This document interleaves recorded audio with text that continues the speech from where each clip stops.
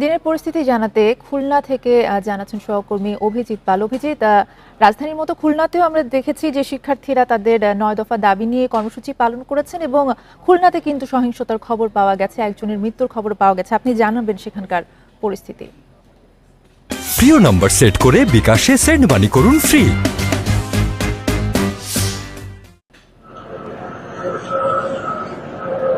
এখন অবশ্য কোথাও সহিংসতা চলছে না। সন্ধ্যা 7টার পর থেকে বিক্ষোভকারীরা তারা চলে গেছেন এবং বিভিন্ন স্থানে পুলিশের একটি অবস্থান রয়েছে। কিছুক্ষণ আগে খুলনার একটি বেসরকারি হাসপাতালে যেখানে পুলিশ কমিশনার মোজাম্মেল হক তিনি একটি সাংবাদিকদের সঙ্গে কথা বলেছেন এবং তখন তিনি নিশ্চিত করেছেন যে তাদের একজন পুলিশ সদস্য সুমন ঘরামি, তিনি পুলিশের কনস্টেবল পদে চাকরি করতেন, তিনি মারা গেছেন এবং তার গ্রামের বাড়ি বাগেরহাটের কচুয়াতে। এবং এছাড়াও তাদের প্রায় 20 জন সদস্য আহত হয়েছেন বলে তিনি আমাদেরকে জানিয়েছেন। আর এর আগে মূলত দুপুর 2টোর দিকে বৈষম্য বিরোধী ছাত্র আন্দোলনের একটি মিছিল বের হয় নগরীর শিববাড়ি মোড় থেকে এবং সেটি নিউ মার্কেট হয়ে যখন খুলনা বিশ্ববিদ্যালয়ের সামনে যায় তখন পুলিশ বাধা সৃষ্টি করে এবং সেই বাধা সৃষ্টি করার সময় তারা টিয়ার সেল এবং রাবার বুলেট নিক্ষেপ করে এবং সেই সময় কিছু বিক্ষোভকারী তারা আহত হয়েছিল। এবং এর পরে ছাত্ররা সেখানে অবস্থান করে এবং প্রায় 5টা সাড়ে 5টা পর্যন্ত তারা পুরো খুলনা সাতক্ষীরা মহাসড়কটি অবরোধ করে তারা তাদের যে দাবি সেই দাবি আদায় স্লোগান দিচ্ছিল।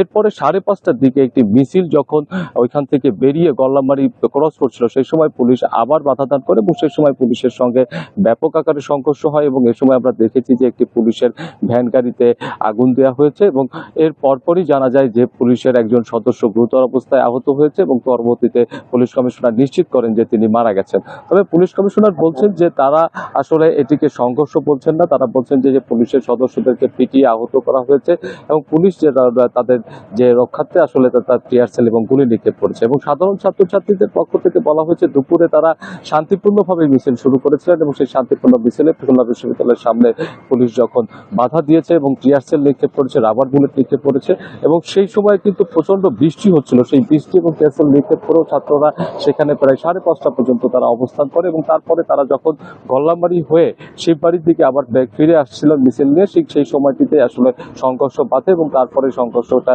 ব্যাপকতা ছড়িয়ে পড়ে, সেটি ময়লাপোতা মোড় থেকে একেবারে সোনাডাঙ্গা বাস স্ট্যান্ড পর্যন্ত ছড়িয়ে পড়ে এবং তারপরে এইটা জানা যায়। এর পাশাপাশি কিন্তু খুলনা মেডিকেল কলেজ হাসপাতালে আমরা জানতে পেরেছি যে প্রায় 20 জনের অধিক তারা আহত অবস্থায় সেখানে ভর্তি হয়েছেন এবং তার মধ্যে সাধারণ ছাত্রছাত্রী, সাধারণ মানুষ এবং ব্যবসায়ীরা রয়েছেন এবং তাদের মধ্যে 5-7 জন হচ্ছেন তারা রাবার বুলেটের দ্বারা আহত হয়েছেন আর বাকিরা হচ্ছে কাঁদানি গ্যাসের কারণে আসলে আহত হয়েছেন।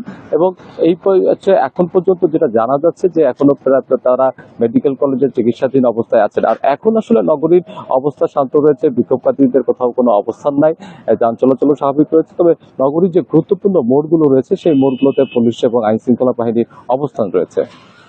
আর শিক্ষার্থীরা কি আর নতুন কোনো কর্মসূচির কথা জানিয়েছেন? শিক্ষার্থীরা এখনো পর্যন্ত নতুন কোনো কর্মসূচি তারা জানাননি। তবে ঢাকা থেকে যখন কেন্দ্রীয় কর্মসূচি ঘোষণা হয় তারপরে আসলে তারা খুলনার যে কর্মসূচি সেই কর্মসূচি ঘোষণা করেন। এখনো পর্যন্ত আসলে শিক্ষার্থীদের পক্ষ থেকে আগামীকালকে কি কর্মসূচি সেটি জানানো হয়নি। তবে কেন্দ্রীয়ভাবে কর্মসূচি ঘোষণা হওয়ার পরেই আসলে জানা যাবে যে আগামীকাল খুলনাতে শিক্ষার্থীদের আসলে কি কর্মসূচি রয়েছে।